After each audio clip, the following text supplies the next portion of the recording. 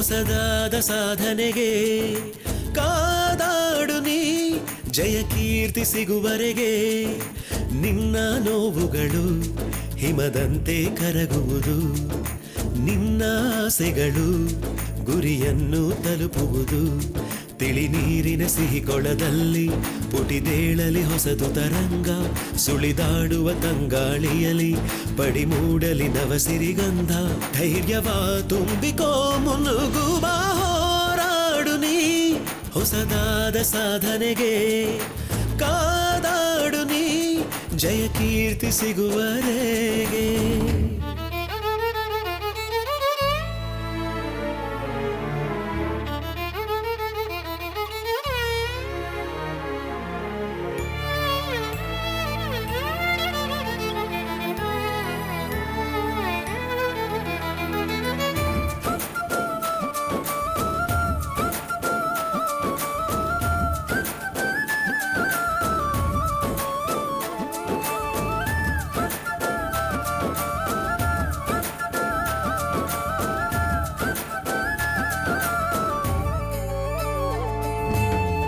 ಹೆಣ್ಣೊಬ್ಬಳು ತಾ ಕಲಿತರೆ ಬೆಳಕೊಂದು ಉಜ್ವಲ ಉರಿದಂತೆ ಹೆಣ್ಣೊಬ್ಬಳ ಕಣ್ಣೀರದು ಮನೆಯನ್ನು ಪೂರ್ತಿ ಸುಡುವಂತೆ ಹೆಣ್ಣೊಬ್ಬಳು ನಗುತ್ತಿದ್ದರೆ ಸಂಸಾರ ಹಾಲ್ಜೇನು ಹರಿದಂತೆ ಹೆಣ್ಣೊಬ್ಬಳ ಅಳು ಮೋರೆಯೇ ಸುತ್ತೆಲ್ಲ ಹಾಳು ಸುರಿದಂತೆ ಹೆಣ್ಣೇರಿ ಶಕ್ತಿ ರೂಪ ಚಿಂತೆಯ ಬಿಟ್ಟು ಬಿಡು ಪನ್ನೀರ ಸಿಂಚನ ಕೊನ್ನೆ ಮುಖವ ಒಡ್ಡಿಕೊಡು ಕರಿಗತ್ತಲ ಹಳೆ ಕೂಪವ ತೊರೆದು ಹೊಸದು ಬೆಳಗು ಬರಿಸು ಹೋರಾಡು ನೀ ಹೊಸದಾದ ಸಾಧನೆಗೆ ಓ ಕಾದಾಡು ನೀ ಜಯ ಕೀರ್ತಿ ಸಿಗುವರೆಗೆ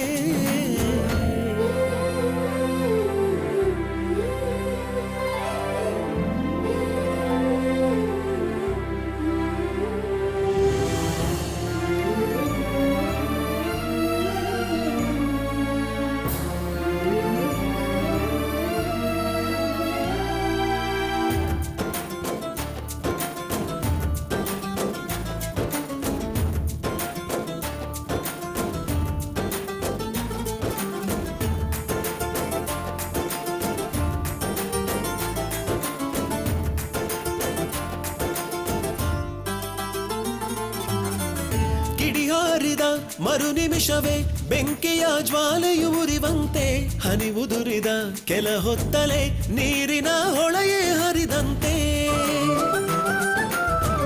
ಬಿಡಿಕಾಗದ ಸೇರ್ದಾಗಲೇ ಇಡಿಯಾದ ಪುಸ್ತಕವಾದಂತೆ ಚೈನೊಡಗಳು ಸುತ್ತಾಡುತ್ತ ಮಧುವಿನ ಹುಟ್ಟನ್ನು ಕೊಡುವಂತೆ ಹೋರಾಟದ ನದಿ ನೀರೆಲ್ಲ ಸಾಗರವಾದೀತು ಜಡವಿದ್ದ ಕಣಕಣದಲ್ಲೂ ಜೀವ ತುಂಬಿತು ನೆಲೆಜಾರದೆ ತಲೆಬಾಗದೆ ಪುಟಿದು ಸೆಡೆದು ಭುಜವ ಒಡ್ಡುತ್ತಾ ಹೋರಾಡು ನೀ ಹೊಸದಾದ ಸಾಧನೆಗೆ ಓ ಕಾದಾಡು ನೀ ಜಯ ಕೀರ್ತಿ ಸಿಗುವರೆಗೆ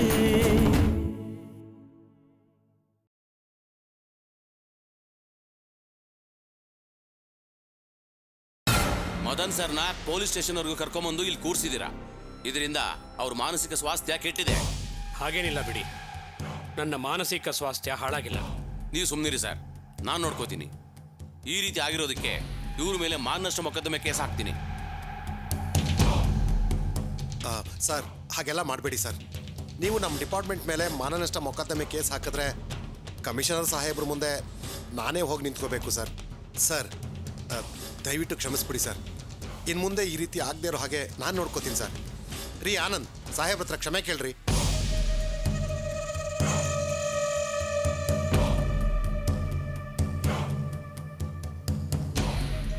ಯಾಕ್ರಿ ಸುಮ್ಮನೆ ನಿಂತಿದ್ದೀರಾ? ಸಾಹೇಬ್ರ ಹತ್ರ ಕ್ಷಮೆ ಕೇಳಿ ಬನ್ರಿ. ಸರ್ ನಾನ್ಯಾಕೆ ಸರ್ ಕ್ಷಮೆ ಕೇಳಬೇಕು? ಒಬ್ಬ ಅಕ್ಯೂಸ್ ಹತ್ರ ಪೊಲೀಸ್ ಕ್ಷಮೆ ಕೇಳಿದ್ರೆ ನಾವು ತೊಟ್ಟಿರೋ ಯೂನಿಫಾರ್ಮ್ಗೆ ಏನು ಸರ್ ಬೆಲೆ ಇರುತ್ತೆ? ನಮ್ಮ ಡಿಪಾರ್ಟ್ಮೆಂಟು ನಮ್ಮ ಕುಟುಂಬಕ್ಕೆ ಅನ್ನ ಹಾಕ್ತಾ ಇದೆ ಸರ್. ಆ ಕೃತಜ್ಞತೆಗಾದರೂ ನಾವು ನಿಯತ್ತಾಗಿ ಕೆಲಸ ಮಾಡಬೇಕು ಸರ್. ಸಾಹೇಬ್ರ ಹತ್ರ ಕ್ಷಮೆ ಕೇಳು ಅಂದರೆ ತತ್ವಶಾಸ್ತ್ರ ಹೇಳ್ತಿದ್ದೇನಯ್ಯ. ಅವ್ರು ಹೇಳ್ದಾಗೆ ಮಾನನಷ್ಟ ಮೊಕದ್ದಮೆ ಏನಾದರೂ ಹಾಕಿದ್ರೆ ಕಮಿಷನ್ ಸಾಹೇಬ್ರ ಮುಂದೆ ನಿಂತ್ಕೋಬೇಕಾದನು ನಾನಾ ನೀನಾ? ಸರ್ ಅವನೇನೋ ಒಟ್ಕೊಡ್ತಾ ಇದ್ದಾನೆ. ಸರ್ ನಿಮ್ಮ ರೇಂಜ್ ಅವನಿಗೆ ಗೊತ್ತಿಲ್ಲ ಸರ್. ನಡೆದಿದ್ದಕ್ಕೆ ನಾನು ಕ್ಷಮೆ ಕೇಳ್ತೀನಿ ಸರ್. ಇನ್ನು ಮುಂದೆ ಈ ರೀತಿ ಆಗದೆ ಇರೋ ಹಾಗೆ ನಾನು ನೋಡ್ಕೋತೀನಿ ಸರ್. ಸರ್ ನೀವು ಹೊರಡಿ ಸರ್ ದಯವಿಟ್ಟು. ನೋಡಿ ರಾಜಶೇಖರ್, ಇವನ ವಿಷಯ ನಾನು ನೋಡ್ಕೋತೀನಿ. ಆದರೆ ಚಿನ್ನದ ಅಂಗಡಿಯಲ್ಲಿ ನನ್ನ ಪ್ಯಾಂಟಲ್ಲಿ ಯಾರು ಆ ಚಿನ್ನದ ಸರನ ಹಾಕಿದ್ರು ಅಂತ ನನಗೆ ಗೊತ್ತಾಗಬೇಕು. ಯಾರೋ ಪ್ಲ್ಯಾನ್ ಮಾಡೇ ಈ ಕೆಲಸ ಮಾಡಿದ್ದಾರೆ. ಸರ್ ಅಂಗಡಿಗೆ ನೀವು ಒಬ್ಬರೇ ಹೋಗಿದ್ರಾ ಅಥವಾ ನಿಮ್ಮ ಜೊತೆಲಿ ಯಾರಾದರೂ ಬಂದಿದ್ರಾ? ನಾನು ಮದುವೆ ಆಗೋ ಹೆಣ್ಣಿನ ಜೊತೆ ಹೋಗಿದ್ದೆ. ಸರ್ ನೀವು ಆಭರಣ ನೋಡ್ತಿದ್ದಾಗ ನಿಮ್ಮ ಅಕ್ಕಪಕ್ಕದಲ್ಲಿ ಯಾರಾದರೂ ಸಂದೇಹ ಬರೋ ವ್ಯಕ್ತಿಗಳೇನಾದರೂ ಓಡಾಡ್ತಿದ್ರಾ? ಅದನ್ನು ನಾನೇ ಗಮನಿಸ್ಲಿ? ಸರ್ ನಿಮ್ಗೆ ಆಗದೆ ಇರೋರು ಯಾರಾದರೂ ಇದ್ದಾರಾ?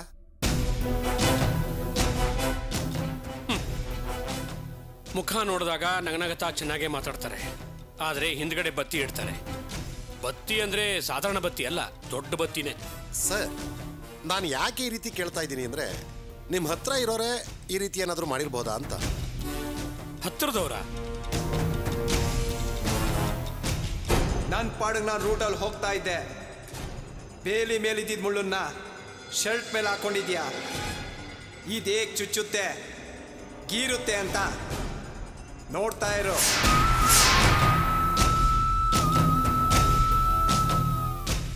ಸರ್ ನೀವು ಯೋಚನೆ ಮಾಡ್ತಿರೋದು ನೋಡಿದ್ರೆ ಯಾರೋ ಇರಬೇಕು ಅಂತ ಅನ್ನಿಸ್ತಾ ಇದೆ. ಯಾರು ಏನು ಅಂತ ಹೇಳಿ ಸರ್.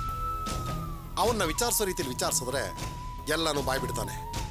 ಬೇಡ, ಅವನೊಬ್ಬ ಜುಜ್ಬಿ ಎಳಸು. ಅವನು ಇಂಥ ಕೆಲಸ ಎಲ್ಲ ಮಾಡಿರಲ್ಲ ಬಿಡಿ. ಸರಿ ಸರ್, ಹಾಗಾದ್ರೆ ನಾನೇ ಚಿನ್ನದ ಅಂಗಡಿಗೆ ಹೋಗಿ ವಿಚಾರಿಸಿ ಅವನು ಯಾರು ಅಂತ ಪತ್ತೆ ಮಾಡ್ತೀನಿ. ಹಾ, ಮೊದಲು ಅದನ್ನು ಮಾಡಿ. ಯಾಕೆಂದ್ರೆ ನಾನು ಮದುವೆ ಆಗೋ ಹೆಣ್ಣಿನ ಮುಂದೆ ಅವನು ನನಗೆ ಅವಮಾನ ಮಾಡಿದ್ದಾನೆ.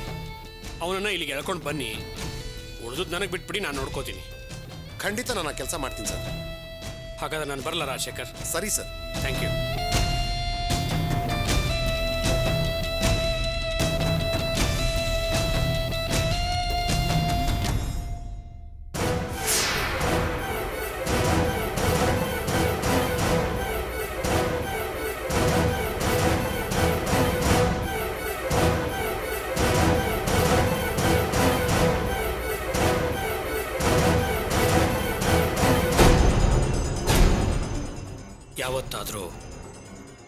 ಯಾವಾಗಲಾದರೂ ಯಾವುದೋ ಒಂದು ಲಿಂಕಲ್ಲಿ ನನ್ನ ಹತ್ರ ಸಿಕ್ಕಾಕೋತೀಯ. ಅವಾಗ ನಿನಗೆ ನನ್ನ ರೇಂಜ್ ಏನು ಅಂತ ಗೊತ್ತಾಗತ್ತೆ.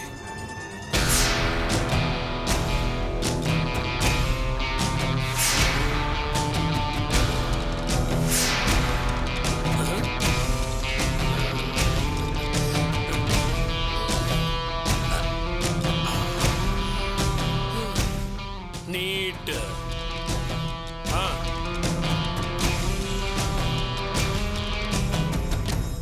ಸರ್ ಏನ್ರಿ? ಏನ್ ಸರ್ ಇದು? ಒಬ್ಬ ಅಕ್ಯೂಸ್ಗೆ ಇಷ್ಟೊಂದು ಮರ್ಯಾದೆ ಕೊಟ್ಟು ಕಳಿಸ್ತೀರಾ? ನಮ್ಮ ಡಿಪಾರ್ಟ್ಮೆಂಟ್ ಮಾನ ಸಮಾಜದಲ್ಲಿ ಅವ್ರು ಎಂಥ ಗಣ್ಯ ವ್ಯಕ್ತಿ ಅಂತ ಗೊತ್ತೇನ್ರಿ? ಯಾವುದೋ ಒಂದು ಚಿನ್ನದ ಅಂಗಡಿಲಿ ಕಳ್ತನ ಆಯ್ತು ಅಂತ ಅವ್ರನ್ನ ಕರ್ಕೊಂಡು ಬಂದು ಕೂರ್ಸಿದಿರಲ್ರಿ. ಬುದ್ಧಿ ಇದೆಯೇನ್ರಿ ನಿಮ್ಗೆ? ಹೋಗ್ರಿ ಕೆಲಸ ನೋಡ್ರಿ. ಸರ್ ಒಬ್ಬ ಕಾನ್ಸ್ಟೇಬಲ್ಗೆ ಇಷ್ಟೇನಾ ಸರ್ ಮರ್ಯಾದೆ ಕೊಡೋದು? ಯಾವ ಬಾಯಿ ಮುಚ್ಕೊಂಡು ಹೋಗಿ ಕೆಲಸ ಮಾಡ.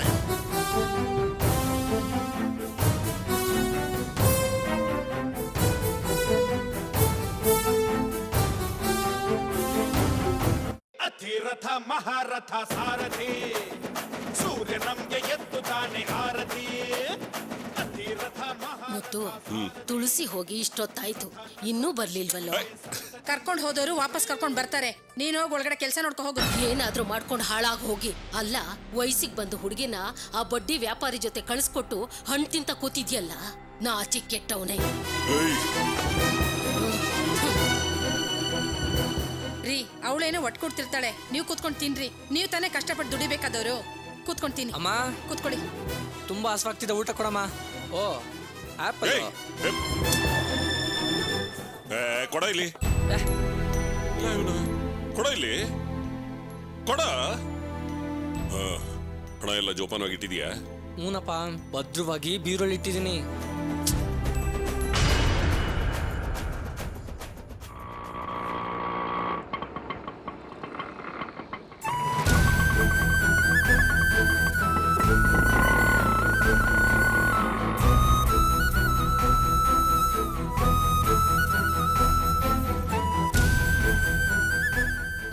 ಬೇಕೇನೋ? ಸಾಕಮ್ಮ. ರೀ, ತುಳಸಿ ಒಬ್ಳೆ ಬರ್ತಿದ್ದಾಳೆ, ಅಳಿಯಂದ್ರ ಜೊತೆಲಿಲ್ಲ. ಅಲ್ಲ, ಅವ್ರ ಜೊತೆಲಿ ಗಲಾಟೆ ಮಾಡಿ ಬಂದ್ಲು ಏನೋ.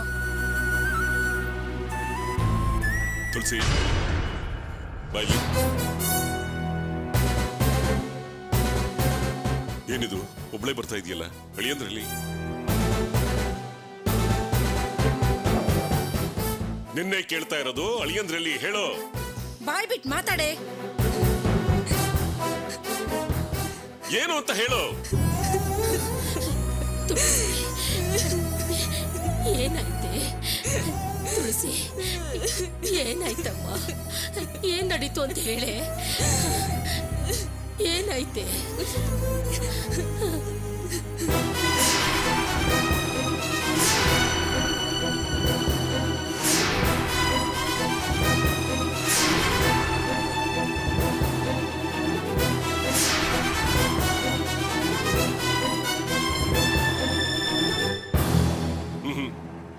ನಾನಿದು ನಂಬೋದಿಲ್ಲ.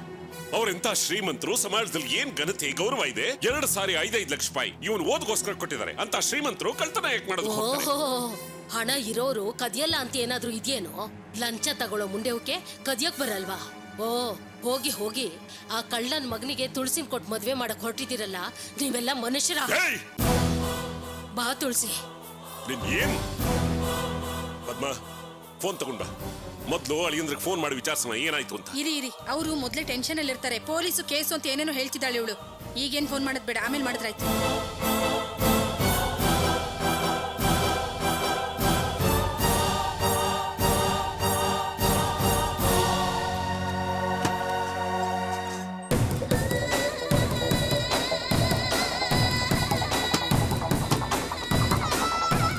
ಏಯ್, ಏನು ಮಾಡ್ತಿದ್ಯಾ?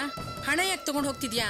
ಏನು ಇಲ್ಲಮ್ಮ, ಈ ಹಿಂದೆ ಮದನ್ ಗೋಪಾಲ್ ಬಾಬಾ ಲಂಚ ತಗೊಂಡ್ರು ಅಂತ ಪೊಲೀಸ್ ಅವ್ರನ್ನ ಅರೆಸ್ಟ್ ಮಾಡಿ ನಮ್ಮನೆ ರೇಡ್ ಮಾಡಿದ್ರಲ್ಲ, ಈಗ ಮತ್ತೆ ಆಗಾಗ್ಬಾರ್ದು ಅಂತ ಈ ಹಣನ ಜೋಪಾನಾಗಿಡ್ತೀನಿ.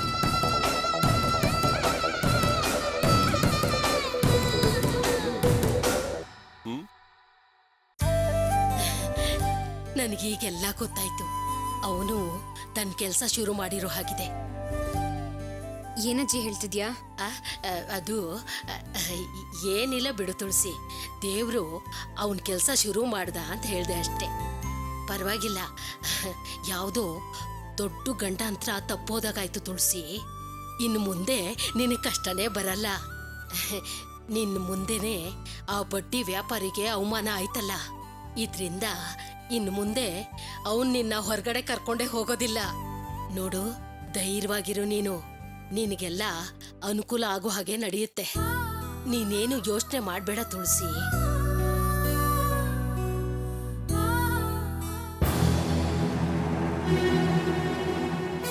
ಅದಕ್ಕೆ ಅವಳನ್ನ ಕರ್ಕೊಂಡೆಲ್ಲೂ ಹೊರಗಡೆ ಹೋಗ್ಬೇಡ ಅಂತ ನಾ ಬಡ್ಕೊಂಡೆ.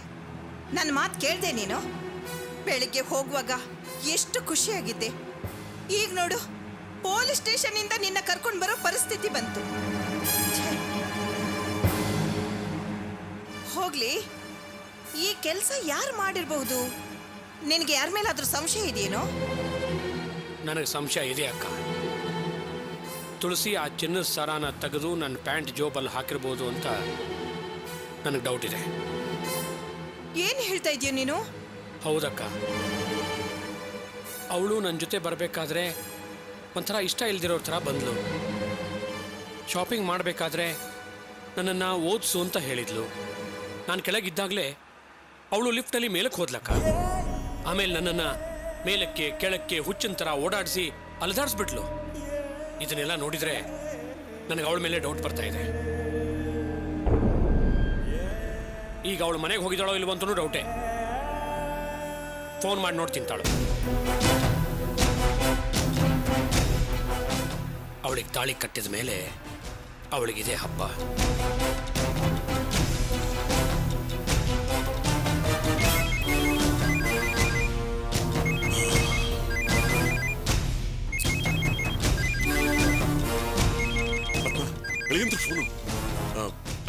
ಅಳಿಯಂದ್ರೆ, ಯೋ, ತುಳಸಿ ಮನೇಲಿದ್ದಾಳೆನಯ್ಯ? ಅಳಿಯಂದ್ರೆ, ನಿಮ್ಗೇನಾಯ್ತು? ನನಗೇನಾಗಿಲ್ಲಯ್ಯ. ಕೇಳೋ ಪ್ರಶ್ನೆ ಉತ್ತರ ಕೊಡು. ತುಳಸಿ ಮನೇಲಿದ್ದಾಳ? ಹಾ, ಬಂದಿದ್ದಾಳೆ ಅಳಿಯಂದ್ರೆ. ಯಾವಾಗ ಬಂದ್ಲು? ಸುಮಾರು 1 ಗಂಟೆ ಕಾಲ ಆಯ್ತು. ಯೋ ಸರಿಯಾಗಿ ಹೇಳಯ್ಯ, ಐ ವಾಂಟ್ ಎಕ್ಸಾಕ್ಟ್ ಟೈಮ್. ಅದು 4 ಗಂಟೆಗೆ ಬಂದು ಅವಳಿ ಅಂದ್ರೆ. 4 ಗಂಟೆಗೆ ಸರಿಯಾಗಿ ಬಂದ್ಲೋ ಅಥವಾ ಹಿಂದೆ ಮುಂದೆ ಬಂದ್ಲೋ? ಇಲ್ಲ ಅಳಿ ಅಂದ್ರೆ 4 ಗಂಟೆನೆ ಕರೆಕ್ಟಾಗಿ ಮನೆಗೆ ಬಂದು ಸೇರಿದ್ದಾಳೆ. ಸರಿ, ನಾನು ಆಮೇಲೆ ಮಾತಾಡ್ತೀನಿ. ಅಳಿ ಅಂದ್ರೆ ನಿಮ್ಗೇನಾದ್ರೂ ತೊಂದರೆ ಆಯ್ತಾ? ಯೋ ಮತ್ತೆ ಕೊರೆಯೋಕೆ ಶುರು ಮಾಡಿದ್ಯಾ ಕೊಯ್ಯೋ ಮಯ್ಯೋ ಅಂತ? ಫೋನ್ ರೈ, ಆಮೇಲೆ ಮಾತಾಡ್ತೀನಿ.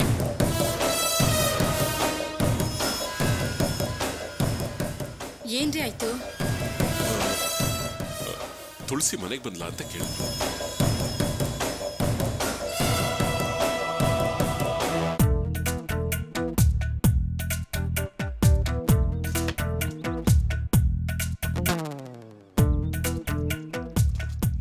ಸ್ವಲ್ಪ ಸಾಮಾನೆಲ್ಲ ಸರಿಯಾಗಿ ಇಡ್ರಿ ಸರ್. ಆಮೇಲೆ ರಸ್ತೆನಲ್ಲಾದ್ರೂ ಬಿದ್ದೋಗ್ಬಿಟ್ಟ. ಇಲ್ಲ ಬಿಡಿ.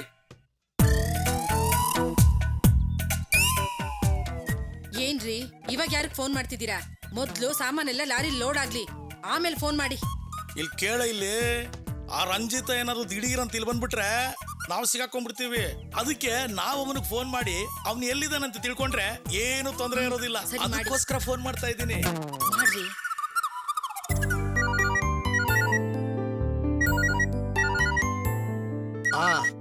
ಮುರಳಿ ಸರ್, ಏನಾಯ್ತು ಸರ್ ನಿಮಗೆ? ಯಾವಾಗಲೂ ನಾನೇ ಫೋನ್ ಮಾಡೋದು, ನಿಮ್ಮ ಮೊಬೈಲು ಸ್ವಿಚ್ ಆಫ್ ಆಗಿರುತ್ತೆ.